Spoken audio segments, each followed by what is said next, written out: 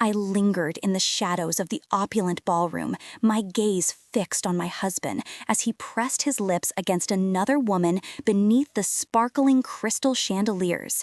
Not just any woman, his ex-girlfriend, Evelyn, the one he had sworn meant nothing to him anymore.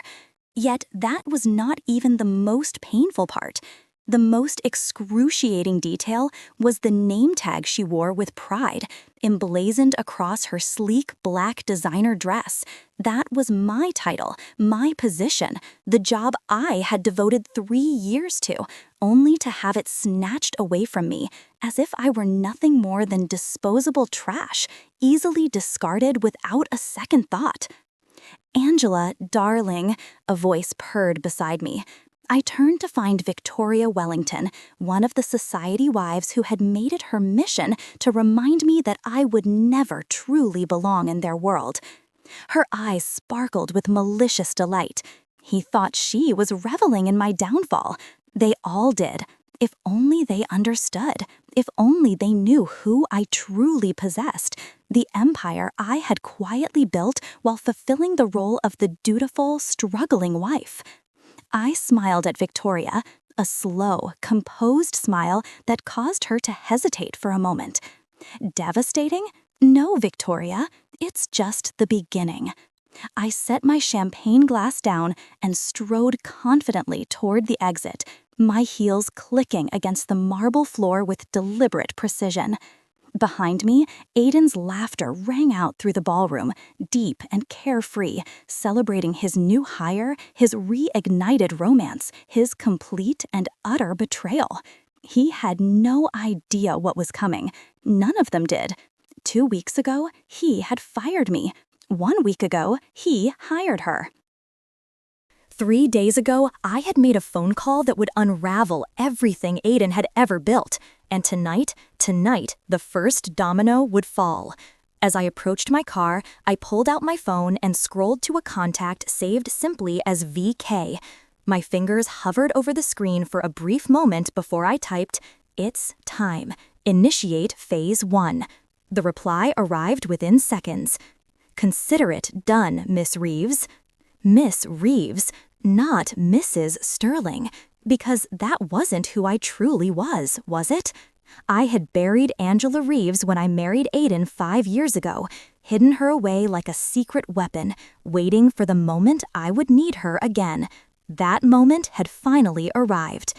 As I drove away from that glittering ballroom, surrounded by people who had looked down on me, belittled me, dismissed me, I felt something cold and sharp crystallize in my chest.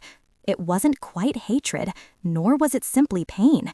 It was something harder, something unbreakable. Aiden thought he had won. He believed he had traded up, replacing his underperforming wife with his accomplished ex-lover, the woman he should have married in the first place.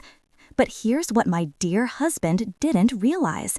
The 5 companies I owned in secret controlled 60% of his firm's supply chain, held the patents to 3 technologies his biggest clients depended on, and employed the top talent he had been trying to poach for years.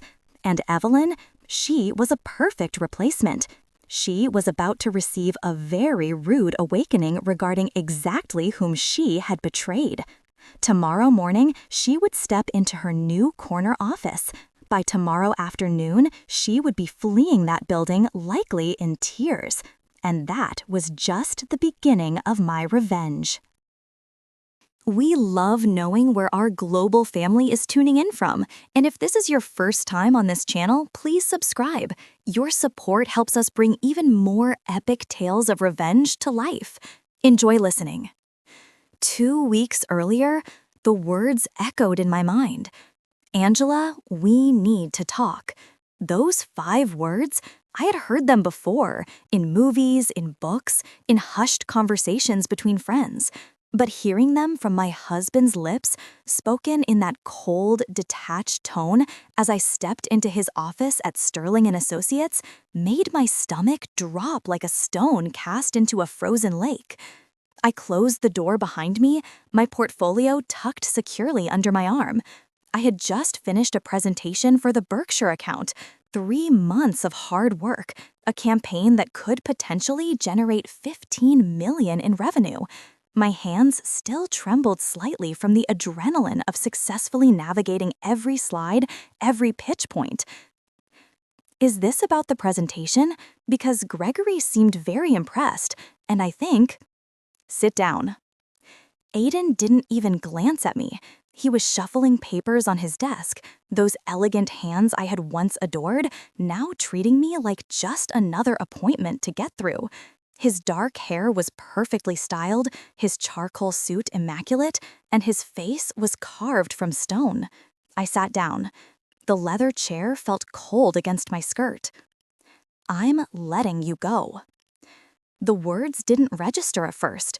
They hung in the air between us like something foreign, something that couldn't possibly be meant for me. What? "Your performance has been consistently below par. The Hendricks campaign last quarter was a disaster. Your numbers are down. Your team doesn't respect you." He finally looked up, and his blue eyes, the same ones I had gazed into on our wedding day, held nothing. No warmth, no regret, nothing. "It's not working out." "I'm terminating your employment effective immediately." The room tilted slightly as those words sank in. I gripped the arms of the chair, my nails digging into the leather. "Aiden, the Hicks-Ricks campaign wasn't my fault. You know that. Jeffrey undermined me at every turn, and you never backed me up. My numbers are actually up 17%. "I've made my decision, Angela." He slid a manila folder across the desk toward me. "Your severance package, 2 weeks' pay. Quite generous, considering." "Considering what?" "Considering I was your wife. Considering I had worked 60-hour weeks for 3 years to help build this company. Considering I had sacrificed my own career to support your dream." My throat felt tight, but I refused to cry. I wouldn't give him that satisfaction. "This is about her, isn't it?" The words came out steadier than I felt. "Evelyn." Something flickered across his face, annoyance, perhaps, or guilt, but it vanished quickly. "This is about business. You're not cut out for this level of work. You never were." He leaned back in his chair, and I noticed it then, the relief in his posture. He was glad to be rid of me. I need people who can perform under pressure, people with real talent, people like Evelyn. I stood up, leaving the folder on his desk. "Just say it, Aiden. You want her back. This is just a convenient excuse." Evelyn is a highly qualified marketing executive with 15 years of experience. If I choose to hire her, it's because she's the best person for the job. Unlike you, who only got this position because you're my wife. The cruelty of his words stole my breath away. We stared at each other across his massive mahogany desk, and I realized I was looking at a stranger. Where had my husband gone? The man who had promised to love me, to build a life with me, to be my partner, he had never truly existed. I had been so blind. "Fine," I said, picking up my portfolio. "I'll pack my things.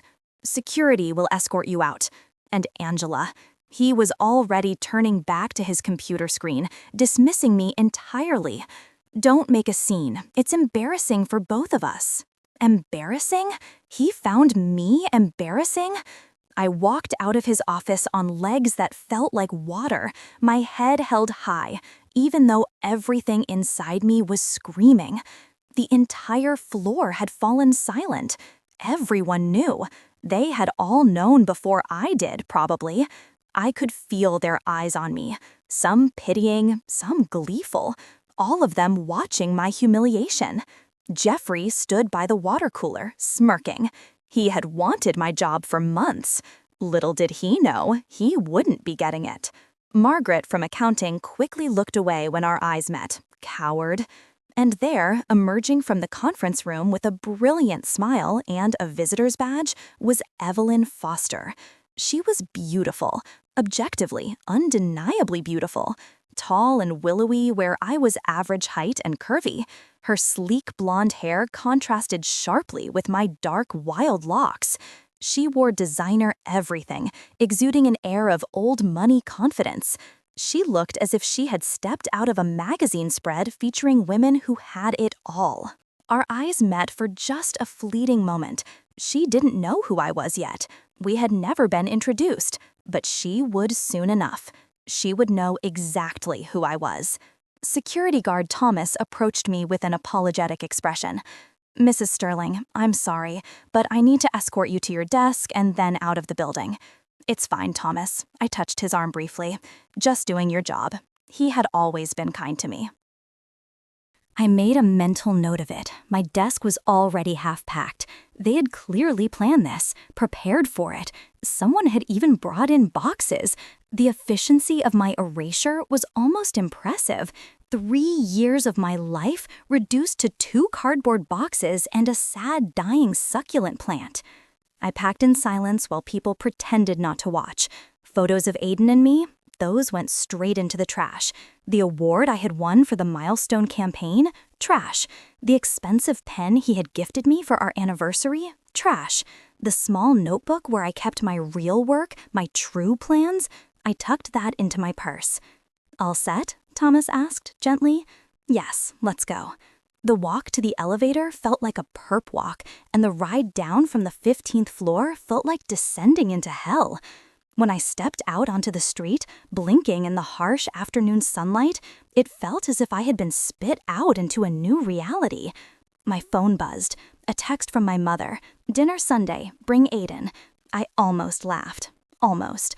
Another buzz followed, this one from my best friend Wiley. "Coffee tomorrow. Miss you." And then one more from a number I had programmed years ago, never thinking I would need to use it. "Monthly report ready for your review, Miss Reeves. All 5 divisions showing strong growth. Awaiting your instructions." I looked back up at the Sterling and Associates building, gleaming in the sun, an imposing structure of glass and steel, radiating arrogance. Then I typed back, "Schedule an emergency board meeting. All COOs tomorrow at 9 a.m. We have work to do." Because here's what Aiden didn't know, what none of them knew. While I was playing the struggling corporate wife by day, I was Angela Reeves, CEO and sole owner of 5 companies. By night and on weekends, in every spare moment I could steal, I had built my empire. Reef Tech Solutions, software development, employing 200 people, generating $30 million in annual revenue. Catalyst Consulting Group, business strategy, the firm that half of the Fortune 500 secretly relied on. Meridian Properties, commercial real estate, owner of 15 buildings in the financial district. Apex Manufacturing, the company that produced the specialized components needed by Sterling and Associates' biggest client. And Summit Media Group, the publicity firm capable of making or breaking a company's reputation with a single press release. I had built them all from nothing, using the settlement money from my father's estate, money that Aiden knew nothing about. While he was at work crafting his dream, I was constructing my empire. While he dismissed me as unfit for this level of work, I was running circles around him in industries he couldn't even begin to comprehend. I had kept it all a secret for a simple reason. I wanted to uncover who he truly was. I needed to know if he loved me for who I was, or if he was enamored with the idea of being the successful one, the powerful one, the one in control.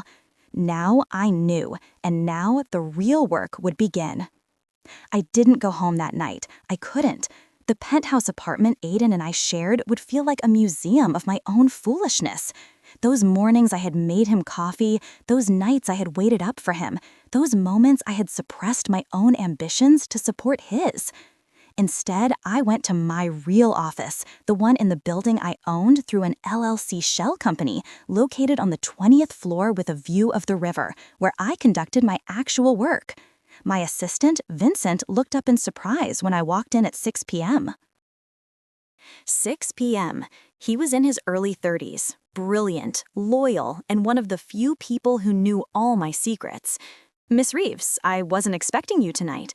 Change of plans, I replied, dropping my boxes on the floor as I headed straight for my private office. Cancel everything I had scheduled for the next week. We're going to war.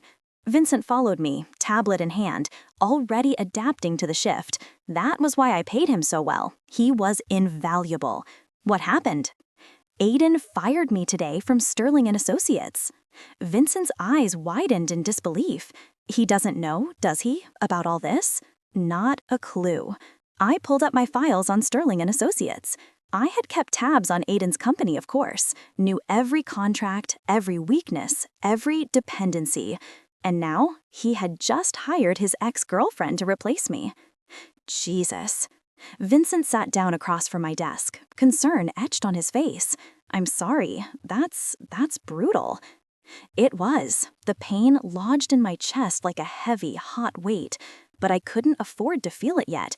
I would fall apart later. He thinks I'm nothing, Vincent. He thinks he can just throw me away like garbage and replace me with someone better? I met his gaze firmly. I'm going to destroy him. How can I help? But I loved Vincent. First, I want a complete analysis of Sterling and Associates' vulnerabilities. Every supplier, every client, every employee they can't afford to lose. Second, pull our files on Evelyn Foster. I want to know everything about her. And third, I smiled, knowing it wasn't a nice smile. Schedule that board meeting. I want all my CEOs ready to move on it. He stood, then hesitated. For what it's worth, he's an idiot, and he's going to regret this for the rest of his life. After Vincent left, I finally allowed myself to feel it. The humiliation, the betrayal, the sheer, crushing weight of my husband's cruelty. I cried for 10 minutes, hard, ugly sobs that left my makeup in ruins and my eyes swollen. Then I washed my face, fixed my hair, and got to work. 1 week later, the society pages announced it with gleeful malice. Aiden Sterling, CEO of luxury marketing firm Sterling and Associates, has appointed Evelyn Foster as Chief Marketing Director. Foster, a veteran of the industry and Sterling's former flame, brings 15 years of experience to the role. This comes shortly after the departure of his wife, Angela Sterling, who held the position previously. Sources say the couple remains married despite the professional change. Remains married for now, I muttered to myself, reading the announcement over my morning coffee in my office, with Vincent hovering nearby, concern etched on his face. He moved fast, Vincent observed. He was probably planning this for months. The coffee tasted bitter. Everything tasted bitter lately. He needed an excuse to fire me so he could bring her in without it looking too obvious. The press is going to have a field day. Let them. I set the paper down. Where are we on the analysis? Vincent pulled up his tablet. Sterling and Associates has 3 critical vulnerabilities. First, the Jameson Corporation account, their biggest client, worth 40% of their annual revenue. Jameson depends on specialized tech components that only Apex Manufacturing produces. My company. I smiled. Second, their lease on their main office building expires in 3 months. The building is owned by Meridian Properties. My building. The smile widened. Continue. Third, they're trying to recruit top talent from their competitors, but they're losing out because their reputation for employee treatment is, well, it's not great. Several former employees have been speaking with Summit Media Group about going public with their stories. My media company? This was almost too easy. And Evelyn Foster? Vincent's expression darkened. Interesting background. Old money family, excellent credentials, but she's been fired from her last 2 positions, both times for, he checked his notes, inappropriate relationships with superiors and ethical violations. She's good at her job, but she's also very skilled at sleeping her way to the top and then burning everything down. Perfect. Absolutely perfect. She doesn't know about my companies yet. No one does. Your NDAs are airtight, and you've always kept your business identity completely separate from your personal life. As far as the world knows, Angela Sterling is just a fired marketing director. Angela Reeves doesn't exist in their sphere. Let's change that. I stood, walking to the window. From here, I could see the Sterling and Associates building across the river, glinting in the morning sun. But not yet. First, I want to watch Evelyn settle in. Let her get comfortable. Let her think she's won. And then I'll introduce myself properly. 3 days later, I sat in my car across the street, watching as Evelyn arrived for work at Sterling and Associates. She was radiant, practically glowing with triumph. New designer bag, new confidence, new life. She was living my old life, and she looked damn happy about it. My phone rang. Riley, my best friend, calling for the 3rd time this week. I had been avoiding her, avoiding everyone, but I couldn't hide forever. Hey, Ray, finally, I thought you died. Are you okay? I heard about the firing, and I've been worried sick. Riley was one of my oldest friends, someone who had known me before Aiden, before everything. But even she didn't know about my companies. I had kept that secret locked down tight. I'm fine, just processing. You sound terrible. Let me come over. We'll drink wine and plot his murder. Despite everything, I smiled. Raincheck, I'm actually working on something. Working on what? Angela, you just lost your job. You're allowed to fall apart a little. If only she knew. I'm handling it, I promise. I'll call you soon. After we hung up, I watched Evelyn disappear into the building, into my old office, sitting at my old desk, doing my old job, kissing my husband. The last part was speculation, but I had seen the way Aiden looked at her, the way he had never looked at me, not even in the beginning. He looked at her like she was something precious, like she mattered. My phone buzzed with a calendar reminder, board meeting 2 p.m. Time to set the trap. The conference room at Reef Tech Solutions was all glass and chrome, modern and powerful. My 5 CEOs sat around the table. Technically, they ran the day-to-day operations of my companies, but they all reported to me. They all knew who truly owned everything. Nathaniel from Reef Tech, brilliant and cutthroat. Sophia from Catalyst Consulting, elegant and strategic. Julian from Meridian Properties, older and experienced. Patricia from Apex Manufacturing, tough as nails. And Grace from Summit Media, charismatic and connected.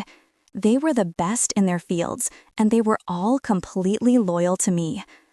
Thank you all for coming on short notice, I began, standing at the head of the table. We have a situation that requires coordinated action. I pulled up a presentation on the screen.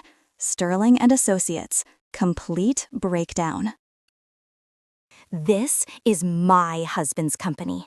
As of last week, he fired me from my position there and replaced me with his ex-girlfriend. He thinks I'm nobody.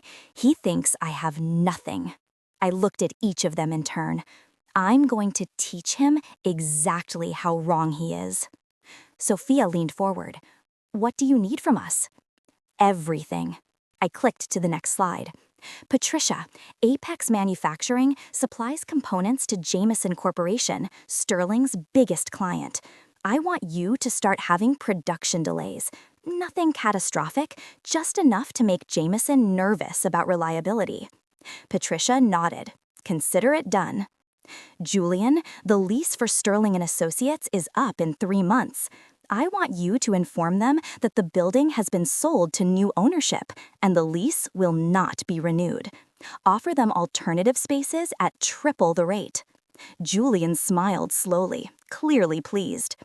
Grace, you have several former Sterling employees who've approached Summit Media about their negative experiences. I want you to start preparing those stories, but don't publish yet. Let them simmer. When I give the word, I want a full media blitz. Grace's eyes gleamed. Oh, this is going to be fun. Nathaniel, Reef Tech has the software solutions that 3 of Sterling's major clients use. I want you to start shopping around for new partnerships. Make some noise in the industry about exclusive contracts. Make them worried about access. Easy, Nathaniel replied.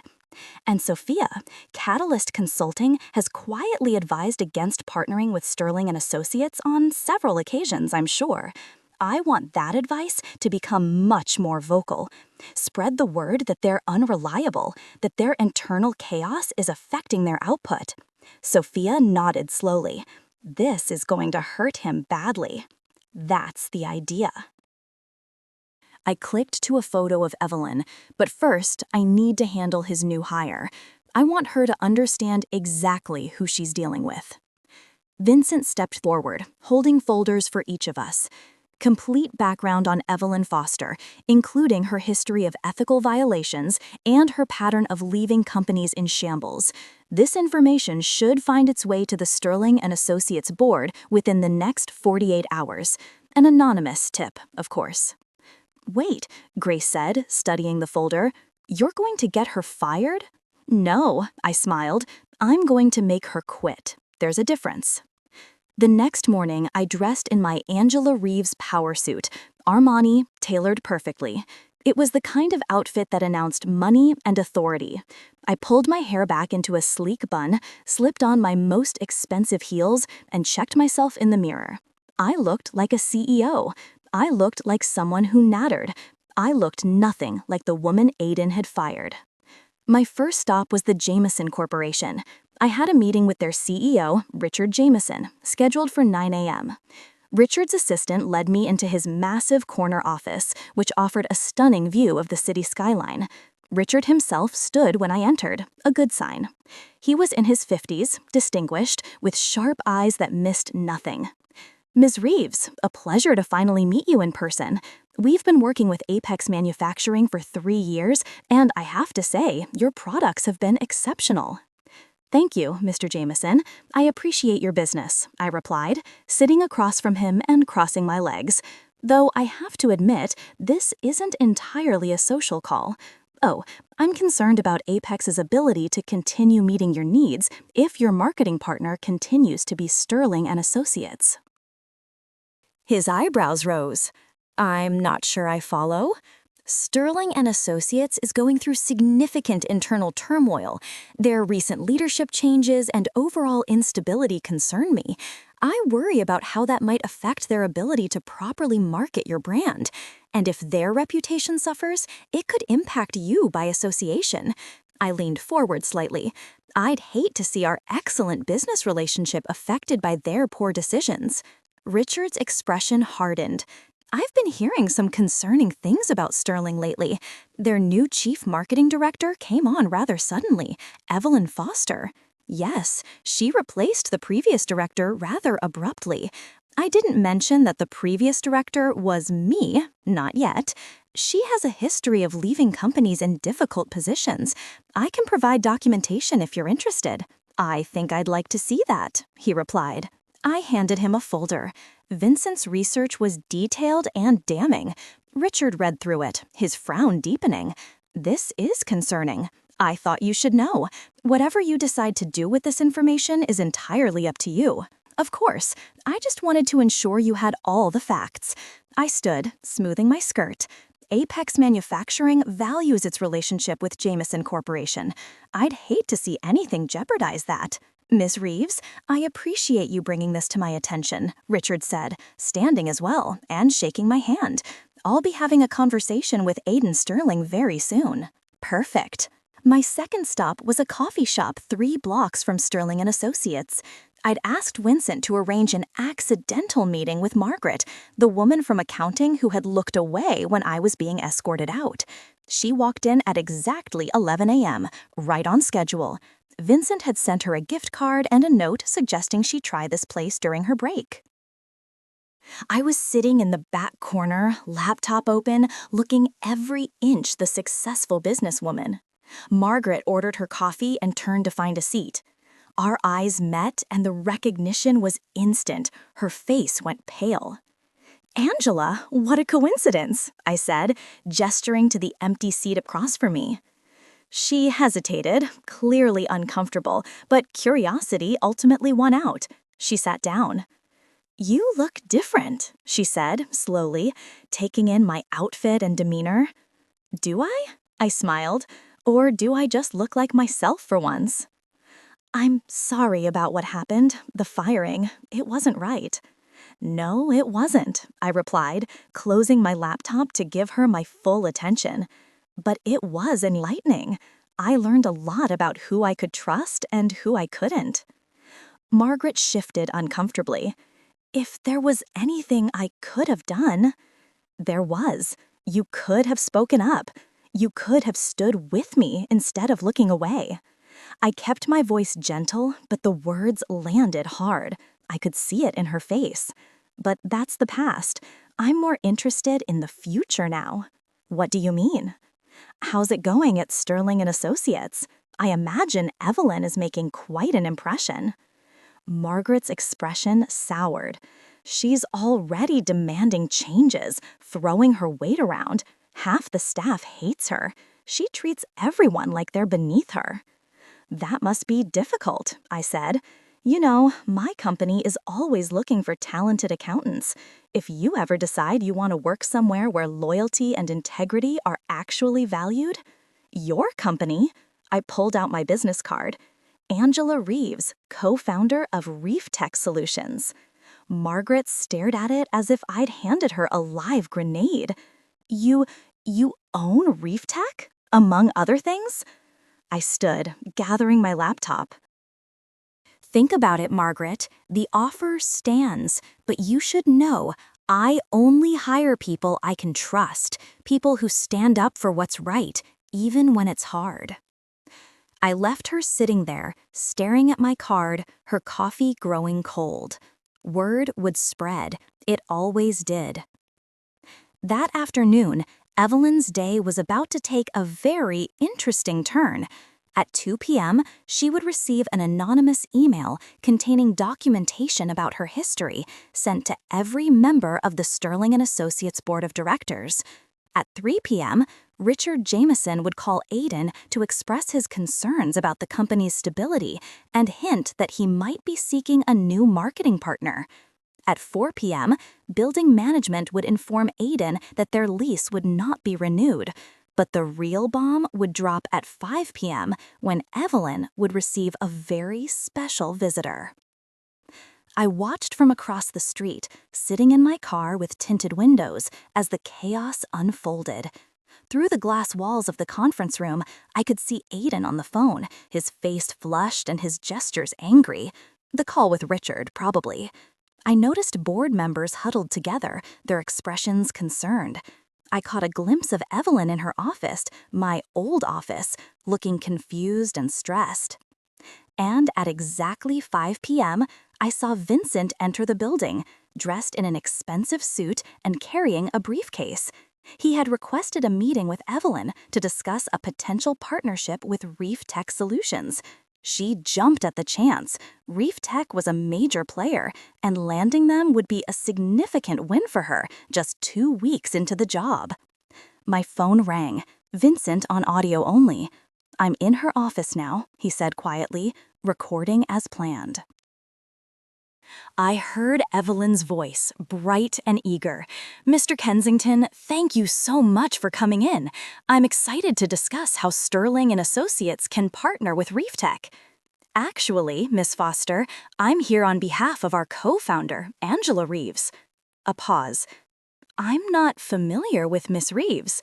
"No, that's interesting, because she's very familiar with you.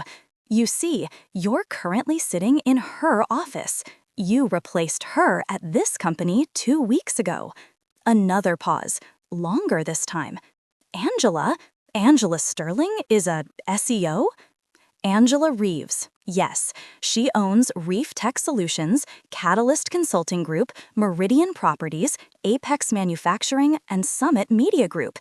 Combined annual revenue of over $200 million.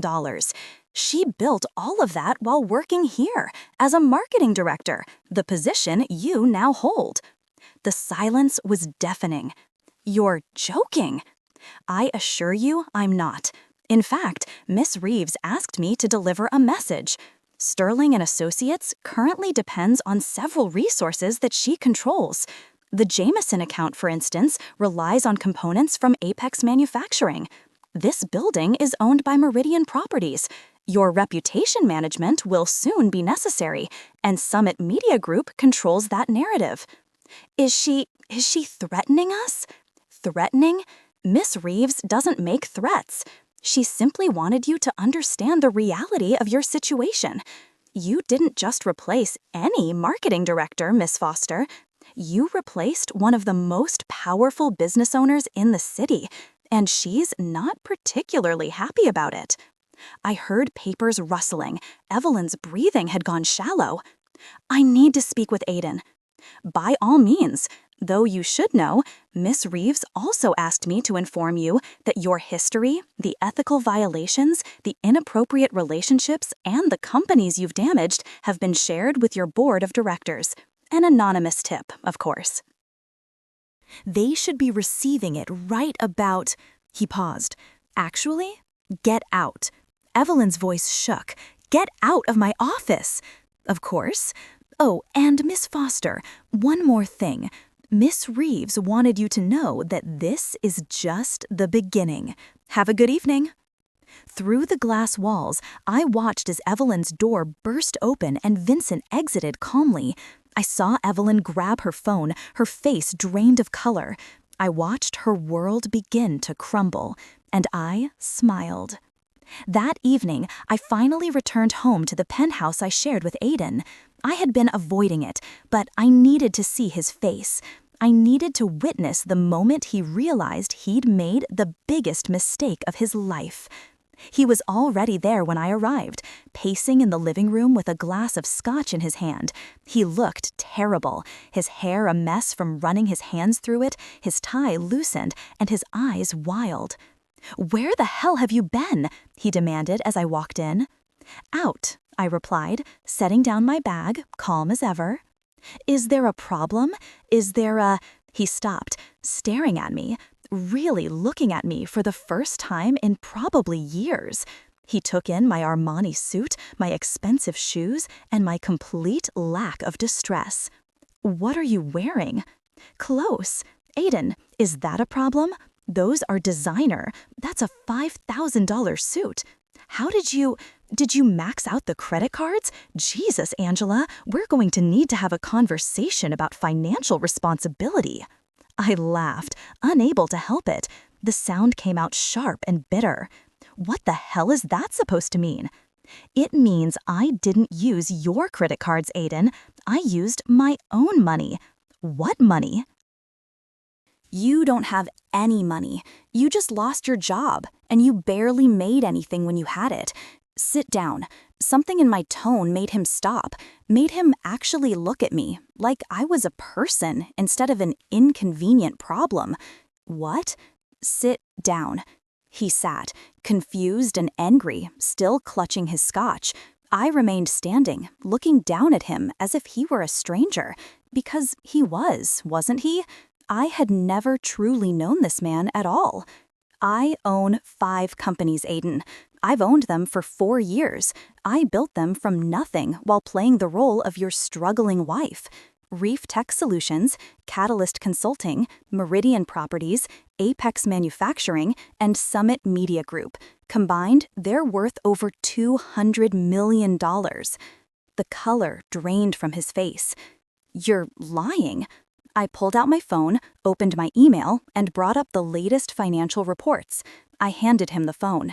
He read, his hands starting to shake. This can't be real. It's very real. And here's what else is real. Your company depends on mine. Jameson Corporation, your biggest client, uses components from Apex. This building you're sitting in, I own it through Meridian Properties. The software 3 of your major clients use, the media narrative about Sterling and Associates, Summit controls that. Aiden looked up at me, and for the first time, I saw fear in his eyes. Angela, what are you... You fired me because you thought I was worthless. You replaced me with your ex-girlfriend because you thought she was better. You humiliated me in front of the entire company because you thought I was nothing. I leaned down, my face close to his. You were wrong. I didn't know exactly. You didn't know. You didn't bother to know. You didn't care who I was or what I was capable of. You just wanted me gone so you could have her. He stood up, scotch sloshing in his glass. If you had all this, why didn't you tell me? Why did you keep it secret? Because I wanted to see who you really were. I wanted to know if you loved me for me or if you just loved feeling superior to me. I smiled, cold and sharp. How I know, Angela, we can fix this. Fix what? Your betrayal, your cruelty, the fact that you fired your own wife so you could hire your ex-lover. I shook my head. There's nothing to fix, Aiden. We're done. You don't mean that? I've never meant anything more in my life. My phone buzzed, a text from Vincent. Evelyn Foster submitted her resignation 10 minutes ago, effective immediately. I showed Aiden the screen. Your replacement just quit. Apparently, she did some research and figured out who I am. She's smarter than you. At least she knows when to run. Aiden read the text, his face shifting from pale to gray. She can't just quit. We have contracts. You have nothing. You have a company that's bleeding clients, losing its building, and about to face a media storm regarding its toxic work environment. You have a board of directors who just learned that you hired someone with a history of ethical violations. And you have a wife, I paused, correction, soon-to-be ex-wife, who controls every single thing you need to survive. This is revenge, he said, as if it were an accusation. You're destroying my company for revenge. No, Aiden, you destroyed your company when you decided to betray me. I'm just helping it along. I picked up my bag. I'll be staying at a hotel. My lawyer will be in touch about the divorce. Angela, wait, don't. I turned back to face him one last time. You made your choice. You chose her over me. You chose your ego over our marriage. You chose to treat me like garbage instead of like a partner. Now you get to live with the consequences. I made a mistake. I can fix this. I can. You can't fix this. You can't fix what you broke. I walked toward the door, but then paused. Oh, and Aiden, that Berkshire presentation I gave the day you fired me, the one you never bothered to ask about, Gregory loved it. He was going to sign a $15 million contract.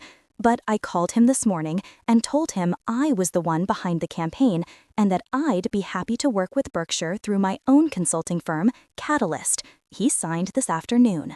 The look on Aiden's face was almost worth all the pain he'd caused. Almost.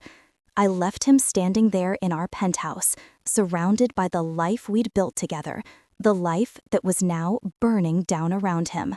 And I didn't look back. 2 weeks later, the destruction of Sterling and Associates was a masterclass in strategic warfare. I didn't need to be loud or dramatic. I just needed to be precise. Jameson Corporation officially terminated their contract, citing concerns about stability and leadership. That was 40% of Aiden's revenue gone in one email. The lease non-renewal forced Sterling and Associates to scramble for new office space. Every property they looked at either belonged to Meridian or had mysteriously increased their rates overnight. They ended up in a building half the size, located in a less prestigious area, and at twice the cost. Reef Tech announced exclusive partnerships with 3 major clients, effectively locking Sterling out of the tech marketing sector they had been desperately trying to penetrate. Catalyst Consulting began quietly steering clients away from Sterling, spreading rumors about the internal chaos, the ethical concerns, and the instability. Then, Summit Media released the first story, Toxic Culture at Sterling and Associates. Former employees speak out. It was devastating. 12 former employees, all with harrowing tales of mistreatment, favoritism, and a hostile work environment. Margaret wasn't one of them.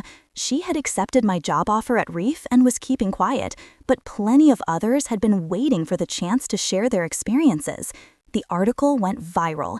By the end of the week, Sterling and Associates had lost 3 more clients, faced 2 pending lawsuits from former employees, and was under a full board investigation into Aiden's management practices.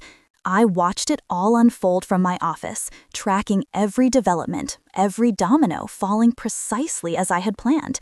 Vincent brought me my coffee, the good stuff, imported. There was nothing quite like it compared to the bitter office coffee I had choked down at Sterling and Associates. The board is calling for Aiden's resignation, he reported. They want to install new leadership to try to save the company. Will it work? Doubtful. The damage is too extensive. Even if they replace him, the reputation is destroyed. They're hemorrhaging clients and talent. I give them 6 months, maybe less. 6 months. Aiden had built Sterling and Associates over 10 years. I was destroying it in 6 months. I should have felt better. It should have felt like victory. Instead, I just felt tired. "Miss Reeves," Vincent's voice was gentle, "are you all right?" "I'm fine," but I wasn't. I hadn't been fine since the day Aiden fired me. Maybe even longer. What about Evelyn? She left the city entirely, taking a position in Boston, far away from the fallout. She was smart enough to run before she got buried in the rubble. Smart, yes, but also a coward. She had contributed to this, helped betray me, and then just vanished when things got hard. But she wasn't my target. She had never been my target. And Aiden? Vincent hesitated. He's not doing well, drinking heavily, according to sources. He's trying to salvage the company, but it's a losing battle. The board is meeting tomorrow to vote on his removal. Good. Miss Reeves, permission to speak freely? I looked up at Vincent.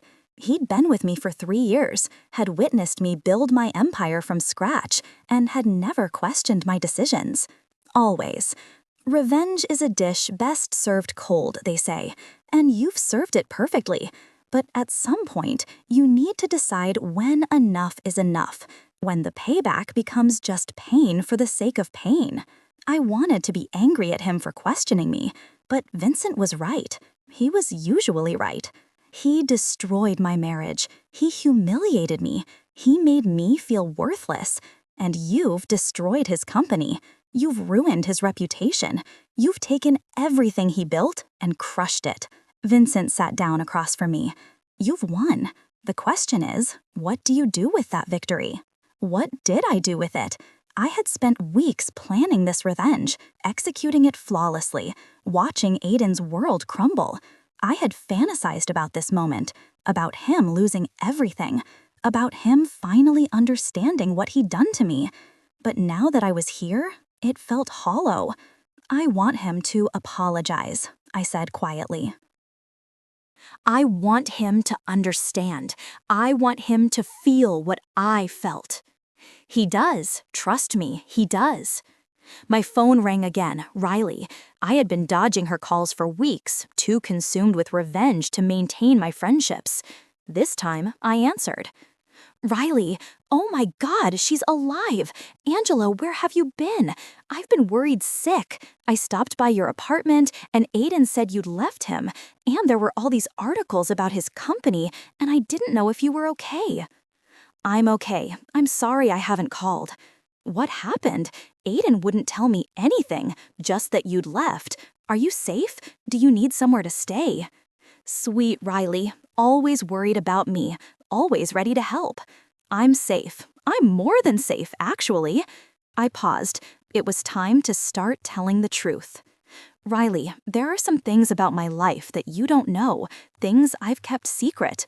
Can we meet for coffee? I need to explain some things. Of course, absolutely. When and where? Tomorrow morning. I'll text you the address. After we hung up, I looked at Vincent. You're right. I've won, but I'm not done yet. What's left? The truth, all of it.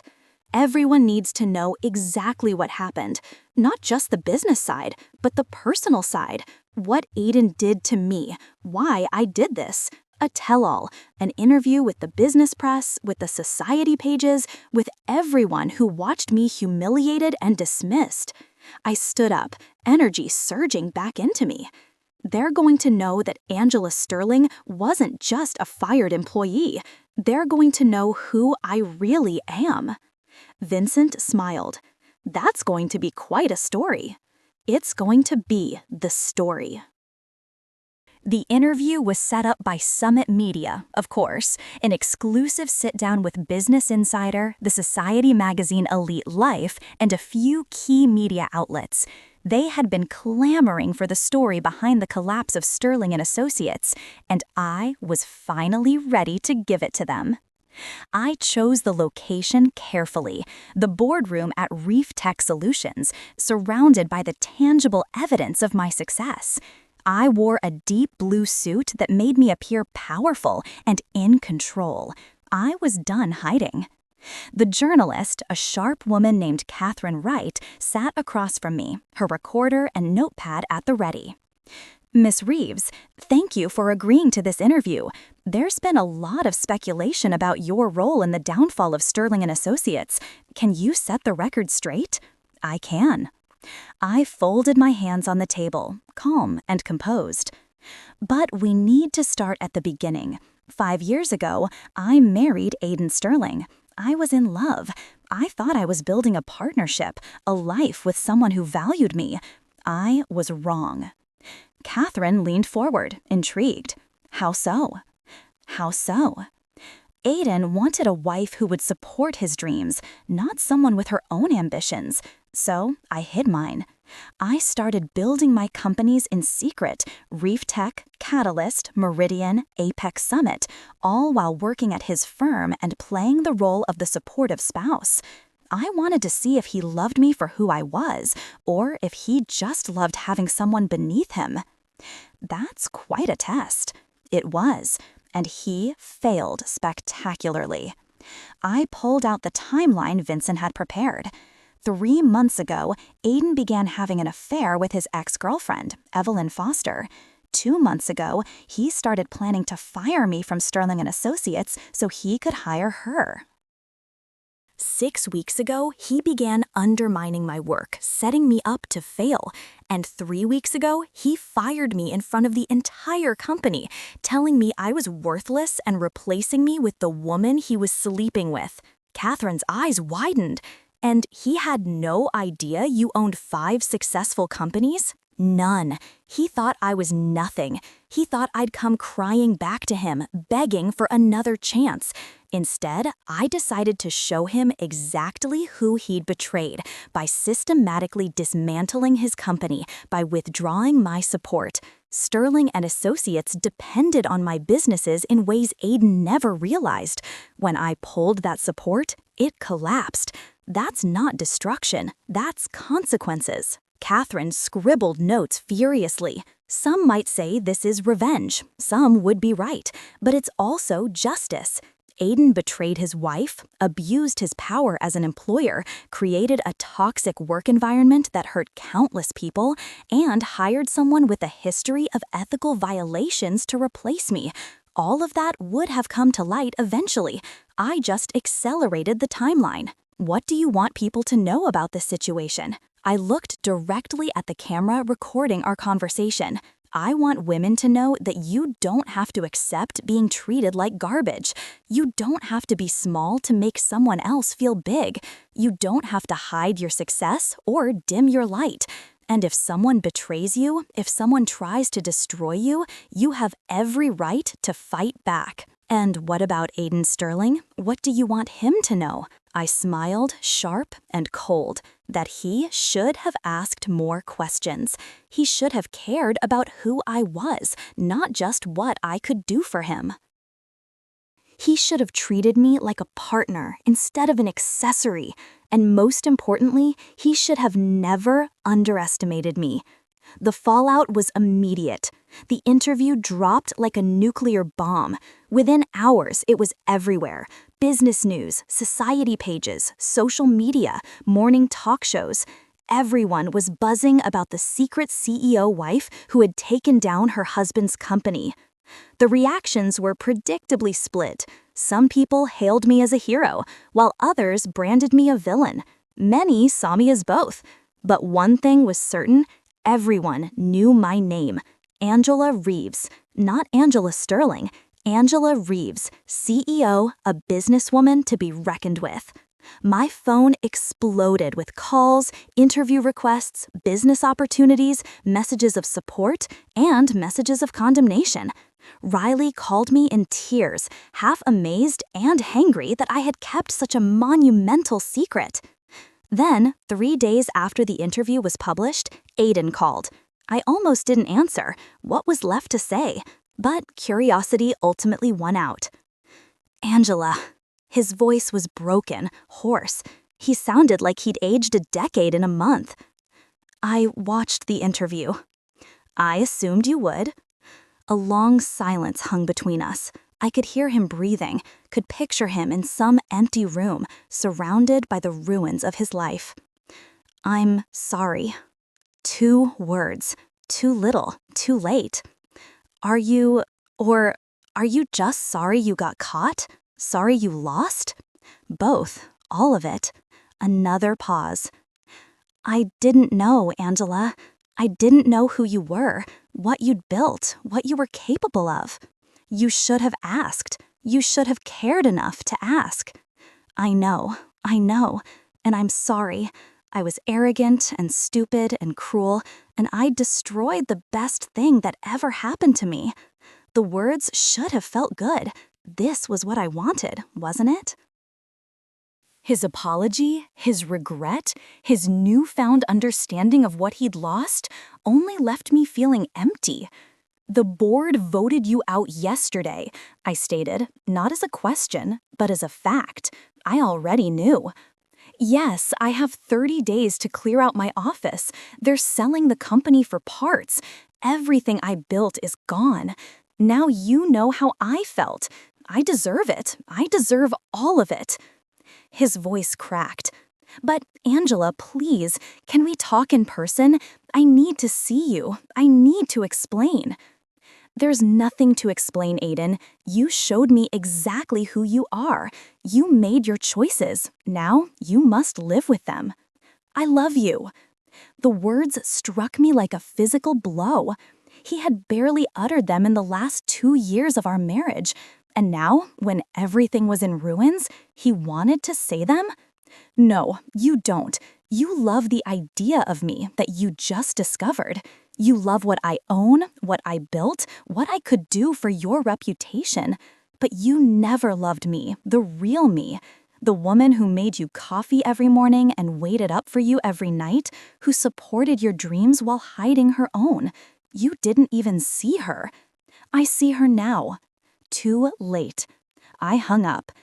Vincent appeared in my doorway, watching me with concerned eyes. That sounded difficult. It was. I set down my phone. But it's done. We're done. The divorce papers are filed, the revenge is complete, and I can finally move on. Can you? The question caught me off guard. What do you mean? I mean, you've spent months consumed by this, by hurting him the way he hurt you. Now that it's over, what comes next? Who are you when you're not fighting? I didn't have an answer. 3 months later, the divorce was finalized on a Tuesday. Aiden didn't contest anything. He signed the papers, took nothing, and asked for nothing. He was now living in a small apartment across town, working as a consultant for a firm that had once been his competitor. A spectacular fall from grace. I should have felt victorious. Instead, I felt nothing, numb. I threw myself into my company, working 18-hour days, expanding operations and pursuing new contracts. Reef launched a groundbreaking software platform that revolutionized data management. Catalyst signed 3 Fortune 100 clients. Meridian acquired 2 more buildings. Apex opened a new manufacturing facility. Summit became the go-to publicity firm for crisis management. I was more successful than ever. Forbes featured me on their cover. Business magazines wrote glowing profiles about my achievements. I was invited to speak at conferences, to serve on boards, and to mentor young entrepreneurs. I was Angela Reeves, self-made CEO, businesswoman extraordinary. Yet, I was also desperately lonely. Riley and I had coffee every week. She had forgiven me for my secrets, understood why I had kept them hidden. She was proud of me, she said, amazed by what she had accomplished. But she also worried.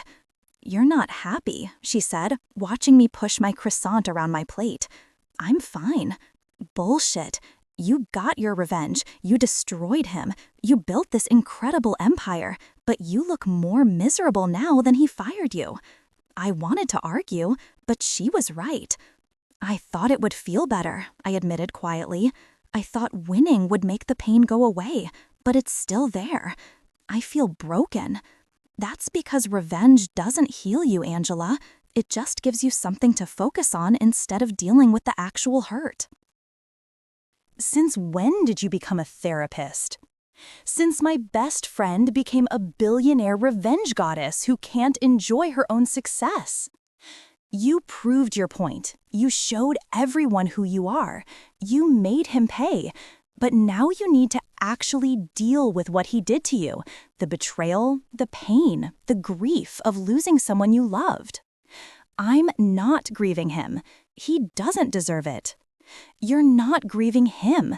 You're grieving the marriage you thought you had, the partnership you wanted, the future you'd planned. That's worth grieving, even if he wasn't worth keeping. I felt tears prick my eyes, the first I'd cried in months. I gave him 5 years, Riley, 5 years of my life.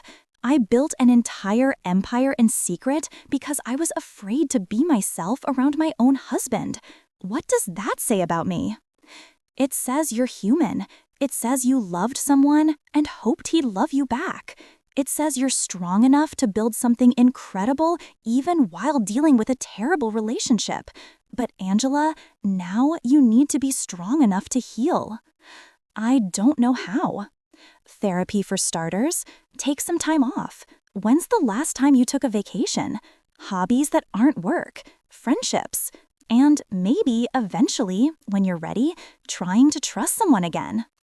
The thought of trusting someone, of being vulnerable again, made my stomach clench. I don't think I can. Not right now, but someday. Riley squeezed my hand. "You're the strongest person I know.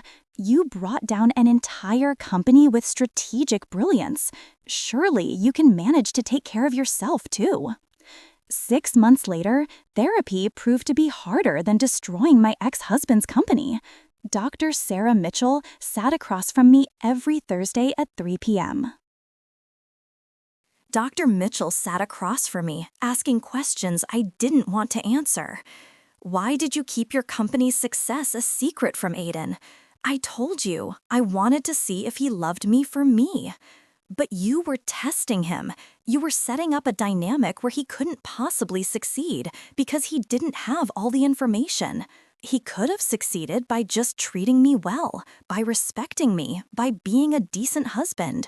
True, but you also never gave him the real you. You hid a fundamental part of yourself. Why?" I hated this question. I had been avoiding it for months.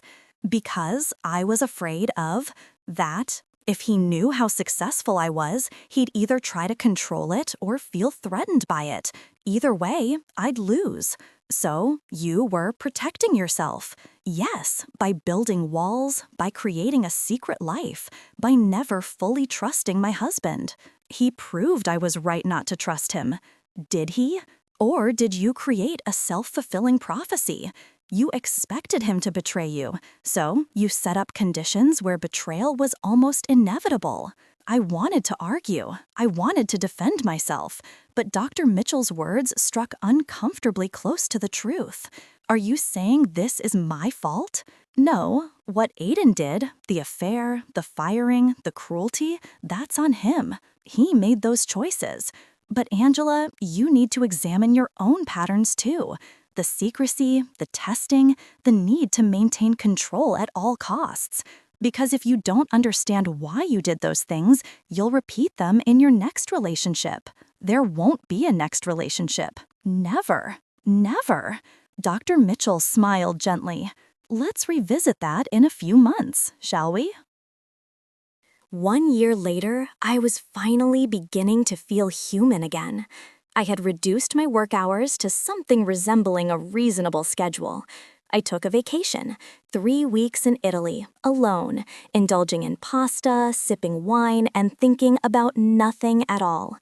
I had also resumed painting, a passion I had cherished in college but had set aside after marrying Aiden.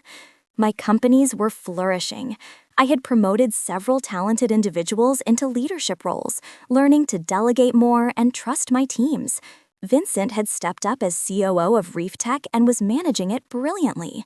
I had even started dating, though nothing serious. Coffee with a software engineer, dinner with a fellow entrepreneur, a charity gala with an artist who made me laugh. Nothing clicked, but I was trying. That was progress. Then, on a random Thursday evening, I received an unexpected visitor. I was in my new penthouse, not the one I had shared with Aiden, when the doorman called up. "Miss Reeves, there's a woman here to see you, Evelyn Foster." My blood turned to ice. "Tell her I'm not available." "She says it's important. She says she owes you an apology." I almost said no. I almost had security escort her out, but curiosity prevailed. Fine, send her up. I had 3 minutes to prepare myself before she knocked. I used that time to don my armor.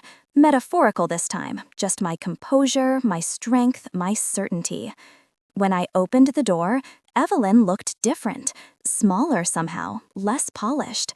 She wore jeans and a simple sweater, her hair in a ponytail, her face free of the heavy makeup I remembered. "Evelyn, thank you for seeing me." "That's fair." She stepped inside, glancing around the penthouse with evident discomfort.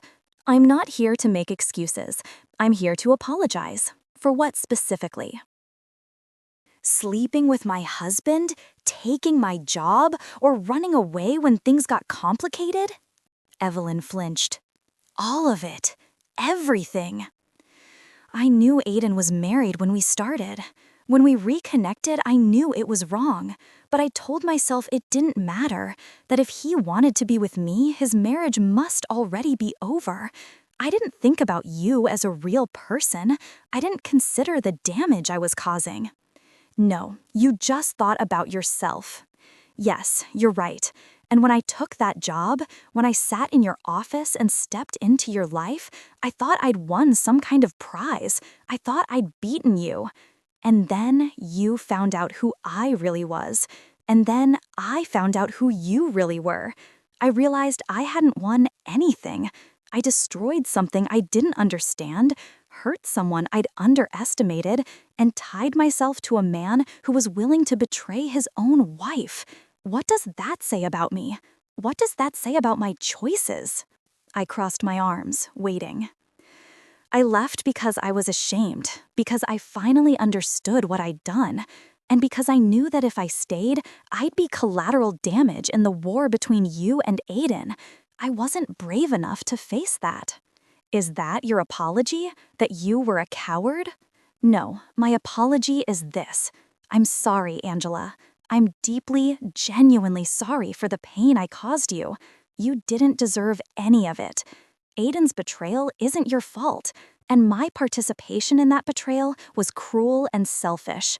I can't undo it, but I want you to know that I've spent the last year trying to become a better person. I'm in therapy, I'm working on myself. I wanted you to know that I studied her for a long moment. She appeared genuine, even broken. Nothing like the confident woman who had walked into Sterling and Associates a year ago. "Do you want me to forgive you?" I asked quietly. "No, I don't think I deserve that. I just wanted you to know that I see you now. I see what an incredible person you are, what you've accomplished, and the strength it took to survive what we did to you. I'm sorry I was too selfish to see it before." "Okay." Evelyn blinked. "Okay, I hear your apology. I understand you're sorry. But Evelyn, I don't have room in my life for you. Not as a friend, not as anything. You made your choices. You hurt me. And while I appreciate you trying to make amends, I don't owe you forgiveness or absolution or anything else." "I understand." She turned to leave, then paused at the door. "For what it's worth, Aiden never stopped talking about you. Even when we were together, even when he was firing you, you were all he thought about. I think he knew he was making a mistake. I think he was just too proud to admit it." "That's not worth anything to me anymore." After she left, I poured myself a glass of wine and stood at the window, gazing out at the city lights. A year ago, Evelyn's visit would have sent me into a rage. I would have wanted to hurt her, to destroy her career the way I had destroyed Aiden's. But now, I felt tired, and maybe finally ready to let it go. 3 weeks later, I was in my office at Reef when Vincent knocked on my door, his expression troubled. "Miss Reeves, we have a situation." "What kind of situation?" "Aiden Sterling's former company, what's left of it, is being liquidated. The assets are going up for auction next week, including the Sterling and Associates name, client list, intellectual property, everything." My hand tightened around my pen. "Several of your competitors are planning to bid. If they acquire those assets, particularly the client relationships and proprietary methods, it could complicate things for Catalyst Consulting. How much are they expected to go for?" Vincent named a figure. It was substantial, but not unreasonable, certainly within my budget. "Are you suggesting I bid on my ex-husband's company?" "I'm suggesting you protect your interests. If Sterling's methods and client base end up in the wrong hands, it could hurt Catalyst's market position." He was right, of course. This was just good business, but it was also the final move, the ultimate humiliation. I could buy Aiden's legacy, the company he had built over 10 years, for less than I made in a quarter. "Set up the bid," I said quietly.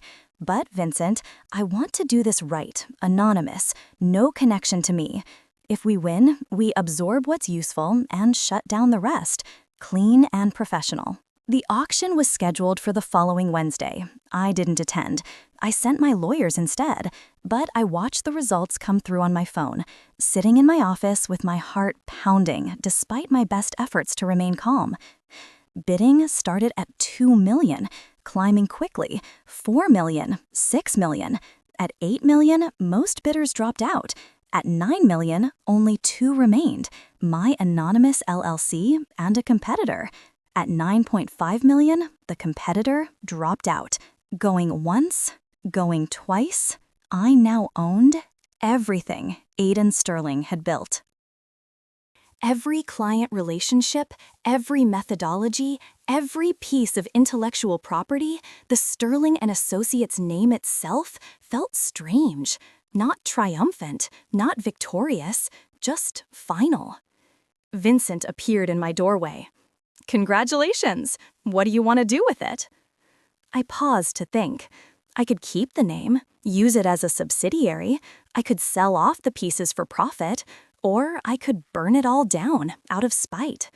Then an idea struck me. Contact every former Sterling and Associates employee who had been terminated or mistreated in the last 3 years. Offer them severance packages, real ones, generous ones, the kind Aiden should have given them in the first place. That will cost nearly $2 million. I don't care. They deserved better than they got. And the client relationships? Reach out to each one personally. Explain that Catalyst Consulting has acquired Sterling's assets and that we'd be honored to serve them going forward. But make it clear, we're not Sterling. We're better. Higher standards, better ethics, actual respect for our people. Vincent smiled. And the Sterling and Associates name itself. I looked at the trademark documents on my screen.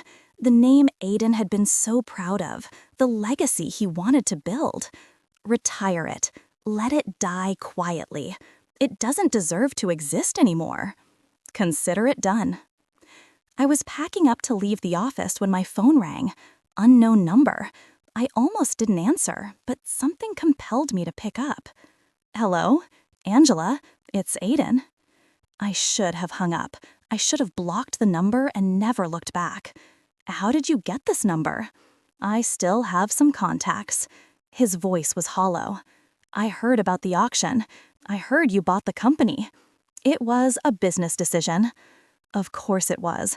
Everything you do is strategic, isn't it? Calculated, perfect. He laughed bitterly. I used to think I was the smart one, the successful one. God, I was such a fool. Aiden, why are you calling? Because I need you to understand something. I know I don't deserve your time or attention. I know I destroyed everything good in my life. But I need you to know that losing you was the worst thing that ever happened to me. Not the company, not the money, not the reputation. You. My throat tightened. Don't do this. I'm not asking you to take me back. I'm not asking for forgiveness. I just need you to know that I finally see it. Everything you were, everything you are, everything I was too blind and arrogant to appreciate. You are extraordinary, Angela. You are extraordinary, and I threw you away like you were nothing. Tears stung my eyes. This was what I'd wanted, wasn't it? For him to understand, for him to regret, for him to suffer the way I had suffered. So why did it feel so awful? I'm glad you finally see that. I'm glad you understand what you lost. But Aiden, that doesn't change anything. You made your choices. You hurt me in ways I'm still healing from. And I've built a life without you, a better life. I don't need your regrets or your apologies. I needed them a year ago. No, I'm done. I know. I wanted to say it one last time. I'm sorry, Angela, for everything. Goodbye, Aiden. I hung up and let myself cry. Not for him, not for our marriage, but for the girl I'd been when I met him, the one who'd believed in love, partnership, and happily ever after. The one who had hidden herself to make someone else comfortable, she deserved these tears. She deserved to be mourned. But she was gone now, and in her place was someone stronger, someone who would never hide again. 6 months later, the magazine spread dubbed it The Phoenix Rising, how Angela Reeves built an empire from betrayal. They photographed me in my office at Reef Tech, surrounded by monitors displaying all 5 of my companies. I wore red, power red, warrior red, and I looked exactly like what I was, a force to be reckoned with. The article detailed everything: the secret companies, the betrayal, the systematic revenge, and the final acquisition of Sterling's assets. It was all laid out for the world to see. The response was overwhelming. Thousands of messages poured in from women who had been betrayed, underestimated, and told they were worthless. They saw themselves in my story. They felt validated by my revenge, and they were inspired by my success. I became a symbol, not just of revenge, but of resilience, of refusing to be broken, of turning pain into power. Speaking invitations flooded in, along with book deals and documentary offers. Everyone wanted a piece of the Angela Reeves story. But the most meaningful message came from an unexpected source. It was a handwritten note delivered to my office by courier. Miss Reeves, you don't know me, but I worked at Sterling & Associates 3 years ago. I was fired when I reported sexual harassment by a senior partner. Mr. Sterling told me I was being too sensitive and that I should be grateful for the attention. When your severance package arrived last month, I cried for an hour. Not just because of the money, though that would change my life, but because someone finally acknowledged that what happened to me was wrong, that I deserved better. Thank you for seeing us. Thank you for remembering. Thank you for using your power to help instead of just to hurt. You're a hero to more people than you know, Jennifer." I kept that note tucked away in my desk drawer. On hard days, when the weight of everything felt too heavy, I would read it and remember why I had fought so hard. Not just for revenge or for justice or for all the people Aiden had hurt, but for all the women who had been told they were nothing. For myself. I was having dinner with Riley at our favorite restaurant, the one we'd been going to since college, when she dropped a bombshell. "So, I have some news." Good news or bad news? Good news. Great news, actually. She grinned. "I'm getting married." I nearly choked on my wine. "What? Who? Why didn't you tell me you were seeing someone?" "Because I knew you'd worry and overanalyze and try to protect me." Riley reached across the table. "His name is James. He's a teacher. He's kind and funny, and he thinks I'm amazing, even when I'm a mess. We've been dating for 8 months, and he proposed last week." 8 months? She had kept it quiet for 8 months. "Riley, why didn't you tell me?" "Because you've been through hell with relationships. Because I didn't want you to project your experience onto mine. Because I needed to figure out if this was real without my brilliant, intense best friend analyzing every detail." He squeezed my hand. "But now I'm telling you, and I need you to be happy for me. Can you do that?" Could I look at my best friend's joy and not see shadows of my own failure? I gazed at Riley, really looked at her. She was glowing, genuinely, radiantly happy. The kind of happiness I had never experienced with Aiden, not even in the beginning. "I'm happy for you," I said, and I meant it. "Tell me everything. I want to know all about him." We talked for hours about James, about their relationship, about the wedding plans. And slowly, I felt something shift inside me. Maybe not everyone would betray me. Maybe not every relationship was doomed. Maybe trust was still possible, even after everything.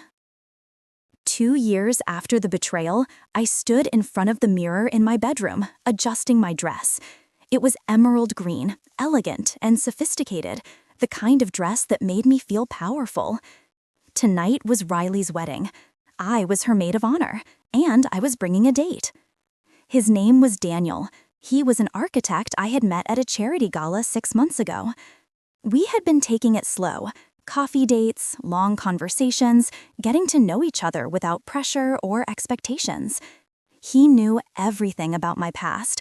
I had told him early on, giving him every reason to run. Yet he stayed.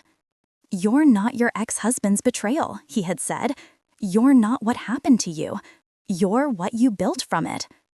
I wasn't in love with him, not yet, but I could see the possibility, and that was more than I had ever thought I'd feel again. My phone buzzed, a text from Vincent. "The final Sterling asset sale closed today. Every former employee has received their severance. The Sterling name is officially retired. It's done. It's done. 2 years of revenge, of rebuilding, of healing." 2 years of transformation, from a broken wife to a powerful CEO. 2 years of proving that I was so much more than anyone had ever believed. It was done. I typed back, "Thank you for everything, V. Take the rest of the week off. You've earned it." Another text arrived, this one from a number I didn't recognize. "I saw the article about the Sterling Settlement Fund. Thank you for remembering us. Thank you for caring. You changed my life. Margaret." Margaret from accounting, the one who had looked away, the one who eventually found her courage and joined Reef Tech. She was a senior director now, thriving and happy. I had changed her life and Jennifer's and dozens of others who had been hurt by Sterling and Associates.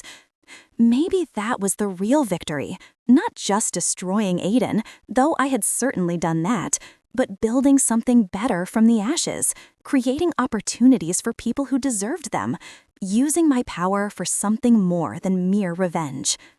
The doorbell rang. Daniel had arrived to pick me up for the wedding. I took one last look in the mirror. The woman staring back at me was strong, successful, scarred, but not broken. She had been betrayed, humiliated, and crushed, and yet she had risen anyway. She was Angela Reeves, and she was finally truly free. 5 years later, the office building gleamed in the morning sun. 25 stories of glass and steel, the headquarters of Reeves Industries, the parent company I had created to house all my businesses. I pulled into my private parking spot, grabbing my coffee from my briefcase. Another day, another challenge. Reef Tech was launching a new AI platform. Catalyst had just signed 2 new Fortune 50 clients. Meridian was breaking ground on a sustainable housing development. Apex was expanding into renewable energy components. Summit had become the most trusted name in corporate communications, and I was at the center of it all, steering the ship, building my empire. I rode the elevator to the top floor, nodding to employees who greeted me with genuine respect. There was no fear, no ass-kissing, just respect, earned through fair treatment and strong leadership. Vincent was waiting in my office with the morning briefing. You'd become my COO for all of Reeves Industries, my right hand and everything. Morning, boss. Coffee's on your desk, calendar's updated, and you have 3 interview requests from major publications. What's the angle? 5-year anniversary of the Sterling takedown. They want the where is she now story. I considered it. 5 years, half a decade since Aiden had fired me, since my world had imploded and then reformed into something stronger. Decline. That's old news. I'm more interested in the future than the past. Vincent smiled. I'll send the polite no thank you responses. Anything else? Yes, actually. You got a personal letter, hand-delivered, no return address. He handed me an envelope made of expensive paper, my name written in elegant script. I opened it carefully. Angela, I know I have no right to contact you. I know you've moved on and built an incredible life, but I needed you to know I'm proud of you. Not in a patronizing way, not as your ex-husband who thinks he has any claim to your success, but as someone who witnessed your strength, even when I was too blind to appreciate it. I'm sober now. 2 years. 2 years. I'm working as a consultant, living simply, trying to be a better person. I'm in therapy. I'm facing what I did, who I was, the damage I caused. I'll never stop regretting how I treated you. But I'm grateful that my biggest mistake led to your greatest triumph. You deserve to shine. I'm sorry it took losing you for me to see that. I hope you're happy, truly happy. You deserve everything good in this world. I won't contact you again. This is goodbye, Aiden. I read it twice, feeling nothing. No anger, no pain, no satisfaction. Just a distant sort of acknowledgement that this chapter was truly closed. Everything okay? Vincent asked. Yeah. I folded the letter and dropped it into my desk drawer. Everything's fine. Just ghosts putting themselves to rest. My phone buzzed. A text from Daniel. Dinner tonight. I'm cooking. We had been together for 4 years now, living together for 2. It was good, not perfect, but real, built on honesty, trust, and genuine partnership. He had his architecture firm, and I had my empire. We supported each other without losing ourselves. I was happy, actually, genuinely happy. I typed back, can't wait, love you. His response was immediate, love you too, proud of you, boss. Vincent cleared his throat. The board meeting starts in 10 minutes. Quarterly reviews for all divisions. Let's do this. I stood, straightening my jacket. Another power suit, another day of being exactly who I was without apology or hiding. As I walked to the conference room, I passed the framed magazine covers on the wall. Forbes, Fortune, Business Week, Time's Most Influential People, all featuring me. Not anyone's wife, not anyone's victim, just me. The board meeting was sharp and efficient. My division heads presented strong numbers. We discussed expansion plans, new markets, and innovation strategies. Everyone had a voice, everyone was heard. This was what leadership looked like, what partnership looked like, what success built on integrity truly meant. After the meeting, I returned to my office and stood at the window gazing out at the city I had conquered. 5 years ago, I had been fired from a job to which I had dedicated everything. I had been betrayed by a man I had loved. I had been humiliated in front of an entire company. And yet, I had transformed that betrayal into an empire. I had turned that pain into power. I had converted that ending into a new beginning. Aiden had thought he was destroying me when he fired me. He believed he was trading up when he chose Evelyn. He thought I was nothing. He had never been more wrong. Because I wasn't nothing. I was everything. Everything he had been too blind to see, too arrogant to value, too foolish to keep. And now the whole world knew it. My phone buzzed one more time. It was Riley, sending a photo of her daughter, my goddaughter, covered in paint and grinning wildly. She says she's making art like Auntie Angela. I smiled, a genuine smile, warm and full of joy. This was my life now. Success, love, friendship, purpose, building things that mattered, helping those who needed it, living loudly and unapologetically as exactly who I was. Aiden Sterling had tried to erase me, but in doing so, he had freed me, and I had become unstoppable. I typed out one final email to myself to be opened on the 10-year anniversary of that terrible day. Dear future Angela, I hope you're still building, still fighting, still refusing to be small for anyone. I hope you remember where you came from, not to dwell in the past, but to remind yourself how far you've traveled. You were betrayed, you were broken, and you were told you were worthless. But whatever challenges you face now, 10 years from that awful day, remember this. You survived the worst. You built an empire from the ashes. You transformed pain into power. You are Angela Reeves, and you are enough. Always have been, always will be. Past Angela. I hit send, watching as the email scheduled itself for 10 years in the future, then closed my laptop. The past was behind me. The revenge was complete. The healing? The future was mine. Oh, mine.